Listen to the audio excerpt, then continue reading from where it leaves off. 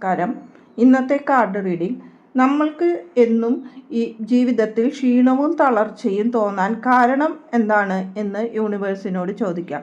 അത് നമ്മുടെ എനർജി എവിടെയാണ് നമുക്ക് നഷ്ടപ്പെടുന്നത് എന്നും അത് നമുക്ക് തിരിച്ചു കൊണ്ടുവരാൻ എന്താണ് ചെയ്യേണ്ടത് എന്നും ചോദിക്കാം.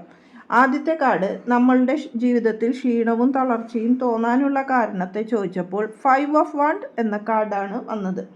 ഇത് ജീവിതത്തിലെ പല കാര്യങ്ങൾക്കും വേണ്ടി പൊരുതിക്കൊണ്ടിരിക്കുന്നതായിട്ടാണ് കാണുന്നത്. ആശയപ്പൊരുത്തമില്ലായ്മ, നമ്മളെ മറ്റുള്ളവർ മനസ്സിലാക്കാതെ നമുക്ക് എതിരായി പ്രവർത്തിക്കുക, നമ്മുടെ കൂടെ നിൽക്കേണ്ടവർ പോലും നമുക്ക് ജീവിതത്തിൽ ശത്രുക്കളായി മാറുന്ന അവസ്ഥ, ഇത് എല്ലാമാണ് നമ്മുടെ ക്ഷീണത്തിനും തളർച്ചയ്ക്കും കാരണം. ഇത് ഈ അവസ്ഥ നമ്മളിൽ നിന്ന് മാറുകയാണെങ്കിൽ നമ്മൾക്ക് തീർച്ചയായും ഉത്സാഹം തിരിച്ചു വരും.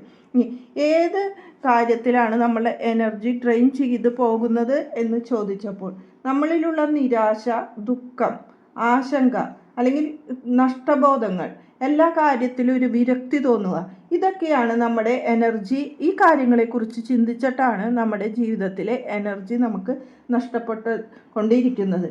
കാര്യങ്ങൾ കൂടുതൽ വിലയിരുത്തേണ്ട സമയമാണെന്നാണ് യൂണിവേഴ്സ് പറയുന്നത്.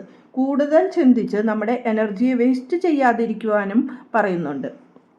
നമ്മളിലുള്ള എനർജിയെ തിരിച്ച് എങ്ങനെ കൊണ്ടുവരാം, ആ ഫ്ലോ എങ്ങനെ ശരിയാക്കാം എന്ന് ചോദിച്ചപ്പോൾ ജീവിതത്തിൽ പല കാര്യങ്ങൾക്കും പരിസമാപ്തിയായി എന്നാണ് ദ വേൾഡ് എന്ന ഈ കാർഡിൽ കൂടി സൂചിപ്പിക്കുന്നത്.